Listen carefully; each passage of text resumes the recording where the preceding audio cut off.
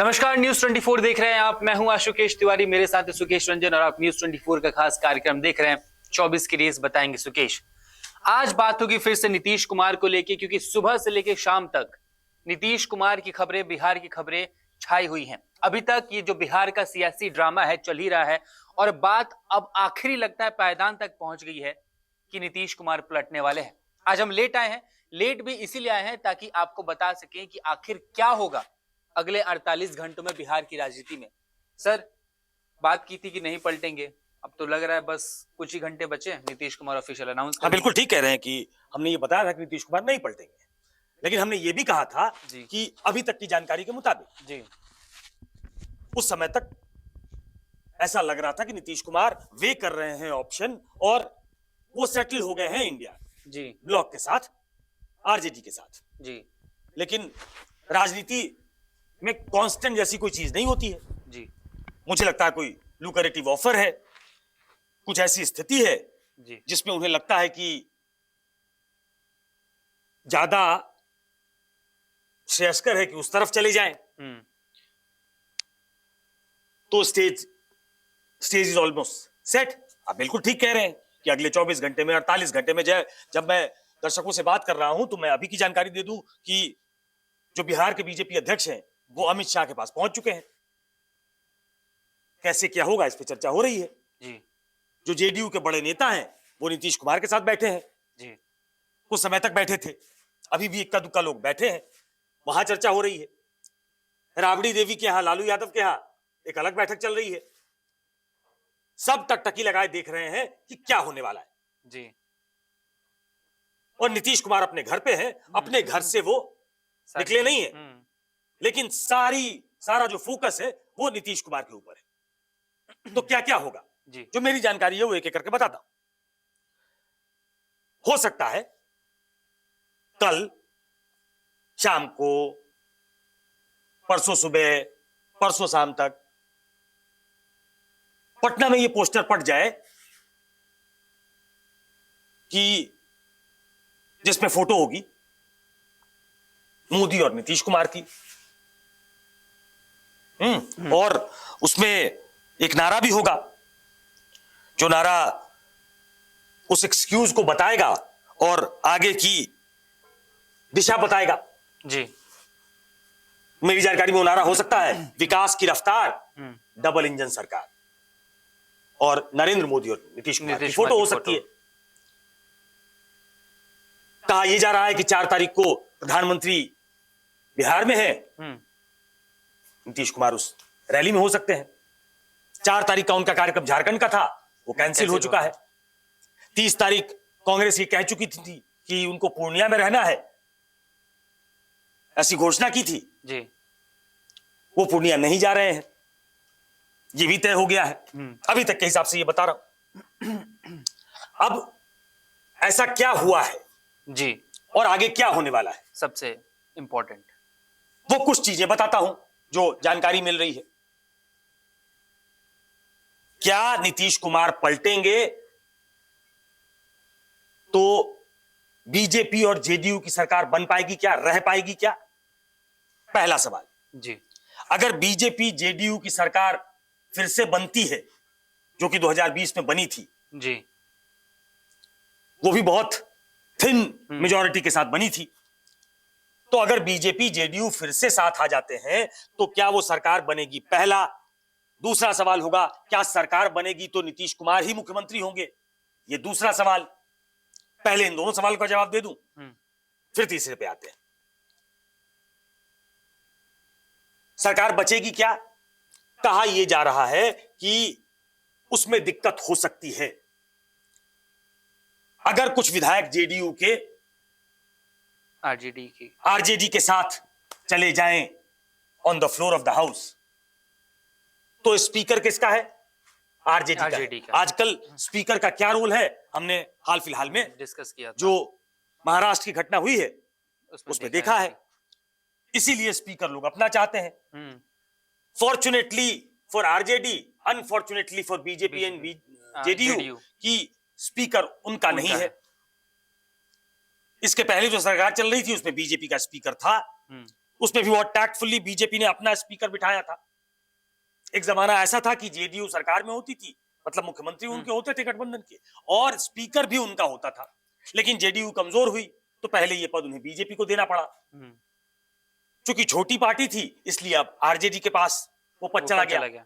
तो अगर जेडीयू के कुछ विधायक इस तरफ खिसके और स्पीकर आरजेडी का है तो ऐसे में खेल हो सकता है। तो क्या नीतीश कुमार को इस बात का ज्ञान है? क्या उनको इस बात का अंदेशा है?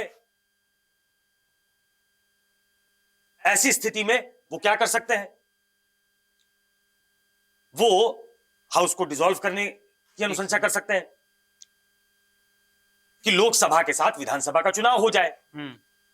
जेडीयू के एक बड़े वर्ग को लगता है, नीतीश कुमार को भी लगता है कि पिछली बार वो चुनाव इसलिए हार गए क्योंकि हर जगह चिराग पासवान ने उनके उम्मीदवारों के खिलाफ कैंडिडेट खड़े कर दिए। अगर बीजेपी एक साथ चुनाव में गई, बीजेपी जेडीयू मतलब एनडीए, और इस बार ये दुर्घटना उनके साथ ना हो तो जेडीयू के नंबर्स बढ़ेंगे जी। तो शायद उनकी पार्टी भी मजबूत हो, वो फिर से रेकनिंग में आ जाए और अपनी राजनीति वो इस नोट पे खत्म करें कि जेडीयू को उन्होंने स्वर्णिम काल दिखा दिया जाते जाते भी जी। तो एक उनकी ये कोशिश हो सकती है। ये क्या होगा क्या नहीं होगा ये नहीं मालूम, लेकिन कोशिश इस बात की हो सकती है कि सरकार अगर गड़बड़ हो रही है, नहीं बन सकती, अंदेशा है, तो हाउस डिसॉल्व कर दे जी। दूसरा सवाल, अगर ये सरकार रह जाती है तो क्या बीजेपी नीतीश कुमार को सीएम मानेगी? कहा यह जा रहा है कि बीजेपी ने इतना तय कर लिया है कि 25 तक सीएम नीतीश कुमार रहेंगे और उसके बाद उनका फेस नहीं होगा, वो फेसलेस इलेक्शन होगा, वो मोदी के नाम पे होगा। और बीजेपी को लगता है कि एडवांटेज बीजेपी होगा, नीतीश कुमार तब तक रिटायरमेंट वाले मोड में होंगे और आने वाला समय जो है वो बीजेपी का होगा, बीजेपी का अपना सीएम होगा और नीतीश कुमार के आखिरकार जो वोटर हैं वो एक समय ऐसा आएगा कि बीजेपी के साथ शिफ्ट कर जाएंगे। वो समय बहुत दूर नहीं जी। तीसरा सवाल, अगर ऐसी स्थिति आती है कि हाउस में जाना पड़े या हाउस में जाने का फैसला करते हैं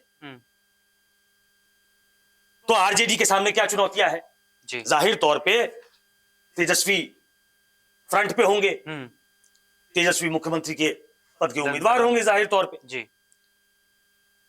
तो उन्हें उनका किला तो बचा हुआ है, वो 79 विधायकों का है।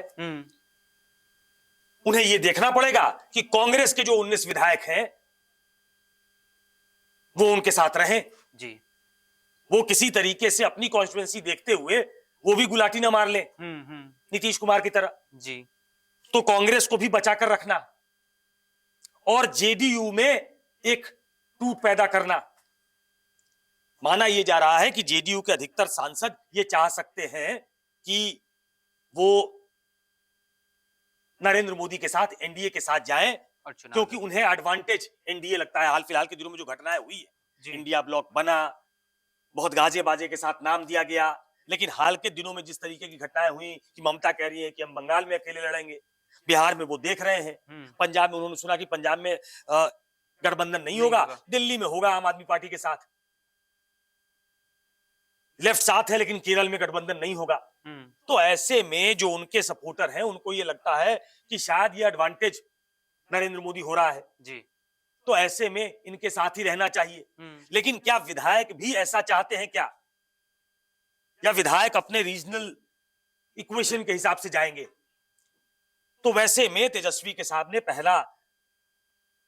पहली जो चुनौती होगी वो अपने गुट को बचाकर रखना और जेडीयू के गुट में सेंध लगाना।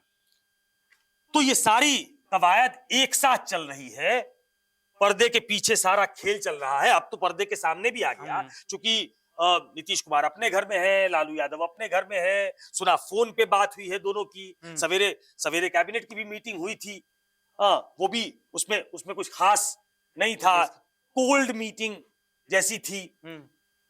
तो अब ऐसा साफ साफ लग रहा है कि they are on a way to part ways, अलग हो जाएंगे। आगे क्या होगा ये दिल्ली में तय हो रहा है जी। दिल्ली में बताया जा रहा है कि करना क्या है। सारे नेता आ चुके हैं, बैठकें चल रही हैं, आखिरी फैसला अमित शाह को लेना है। अमित शाह ब्रीफ करेंगे नरेंद्र मोदी को, या नरेंद्र मोदी ऑलरेडी ब्रीफ कर चुके होंगे अमित शाह को कि इस ऑपरेशन को कैसे अंजाम देना है। तो 2024 के पहले ये एनडीए के लिए एक मॉरल विक्ट्री जैसी होगी कि जिसे आप संयोजक समझ रहे थे, जिसे आप सूत्रधार समझ रहे थे, वही हमारे साथ आ गया जी। अब विन विन सिचुएशन में इसमें कौन है, ये जनता को अंदाजा लगाने दीजिए कि इसमें क्या विन विन सिचुएशन में नीतीश कुमार है।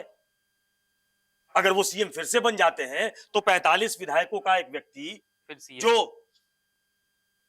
जीता एनडीए के साथ, वो चला गया आरजेडी के साथ, फिर से आ रहा है एनडीए के साथ।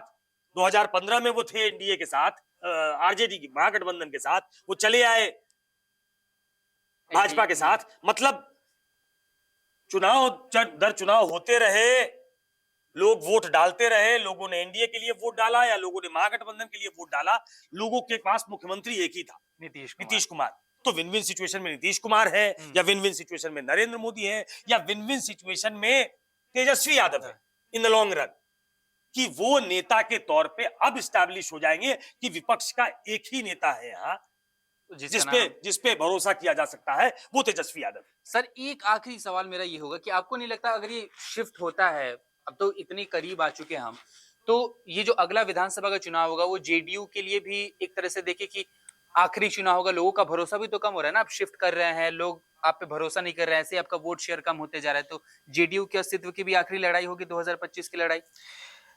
ये बड़ा अहम सवाल है। देखिए पॉलिटिक्स में क्राइसिस ऑफ क्रेडिबिलिटी एक बड़ा खतरा है और इसको लेकर बहुत चर्चा हुई है। एक जमाने में नरेंद्र मोदी ये कहा करते थे जब नीतीश कुमार उनके विरोधी थे कि इस दौर में जब नेताओं के लिए बड़ी क्राइसिस है समाज में, उनको लोग बहुत अच्छी नजर से नहीं देखते हैं, तो नीतीश कुमार में एक क्रेडिबिलिटी अभी भी है जबकि वो हमारे साथ नहीं है, ऐसा वो बताया करते थे, जो मेरी जानकारी।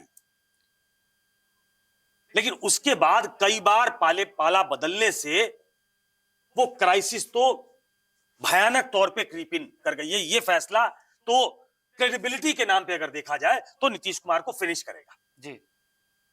अब उनका वोटर जो उन्होंने कार्व आउट करके समाज में बनाया था जी, अति पिछड़ा को जिस तरीके से उन्होंने लामबंद करके अपनी पीछे खड़ा कर लिया था, एक ऐसे समाज से आने वाले व्यक्ति नीतीश कुमार, जिनके बहुत ज्यादा वोटर बिहार में नहीं है, उन्होंने पूरे पिछड़ा अति पिछड़ा समाज को एक किया, उन्होंने दलित में महादलित किया, बीजेपी के साथ भी वो मुस्लिमों का कॉन्सिडरेबल वोट पाते रहे। ये उनकी राजनीति की खूबसूरती थी जी, जिसके बल पर वो 18 साल से बिहार पे राज करते रहे।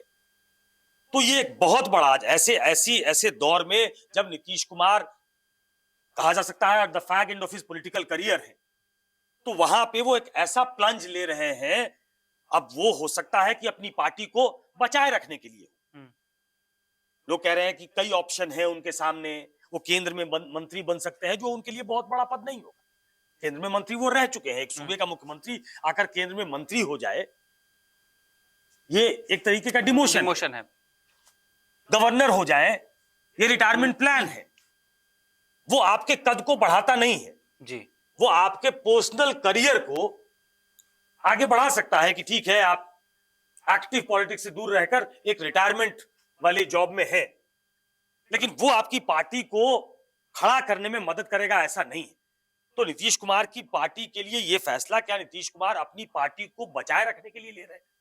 क्या उन्हें यह लगता है कि एक नेचुरल गठबंधन जो है वो उनका बीजेपी के साथ है, उनकी पार्टी की जो वोट का जो चंक है, जो वोट बैंक है, वो इस तरफ रहने से, एनडीए के साथ रहने से वो बचा रहेगा, उनकी पार्टी बची रहेगी? क्या ये फैसला इसलिए है, या ये फैसला इसलिए है कि जिस तरफ वो गए थे उस तरफ उनको मनमाफिक कुछ भी नहीं मिला? जी जो वो कहते रहे बार बार कि मुझे कोई पद नहीं चाहिए। लोग इस बात की व्याख्या करेंगे कि क्या उनको पद चाहिए था। उनको प्राइम मिनिस्टरियल कैंडिडेट भी नहीं बनाया, जो कि ऐसे ही मुश्किल था, लेकिन उनको कन्वीनर भी नहीं बनाया। तो क्या इसलिए ये फैसला लिया उन्होंने? अब ये फैसला उनकी लाइफ का, पॉलिटिकल जर्नी का सबसे क्रूशियल फैसला होगा, जब उन पे बहुत बड़ा सवाल उठेगा विश्वसनीयता को लेकर। अगर वो ये फैसला कर लेते हैं, बिल्कुल, और ऐसा लग रहा है कि वो कर चुके हैं। अगर ये फैसला उनको, उनकी पार्टी को मदद कर देता है फिर से बाउंस बैक करने में, तो ये कहा जा सकता है कि उन्होंने ये फैसला अपनी पार्टी को बचाने के लिए लिया। लेकिन ये फैसला ये शायद वो ले चुके हैं, जिसमें उनकी पार्टी की तरफ से, मैं फिर से बता दूं कि वो एक नारा पोस्टर जो लगने वाला है, जो मैंने आपको पढ़ के सुनाया कि विकास की रफ्तार डबल इंजन की सरकार। मतलब बेसिकली हो सकता है कुछ दिनों आपको ये पोस्टर दिख जाए। ये तो क्लियर हो चुका है, यानी कि जो इतने दिनों से हम बातचीत कर रहे थे, चर्चा कर रहे थे कि ये बात हो रही है, मीटिंग्स हो रही है, लालू यादव पहुंच रहे हैं उनके घर पे, तेजस्वी यादव पहुंच रहे हैं, नीतीश कुमार पलटने वाले हैं, लगभग कुछ घंटों में आपके सामने सब कुछ आ जाएगा। नीतीश कुमार खबरों में छाए हुए हैं। ये वही बीजेपी है जो उन्हें पलटू राम कहा करती थी, दरवाजे बंद हो गए, ये सारी बातें कहा करती थी, लेकिन अब वो हो सकता है कि प्रधानमंत्री मोदी का स्वागत करें। देखते हैं क्या होता है, कुछ घंटों का इंतजार रहेगा, हम फिर से आपके पास जरूर आएंगे।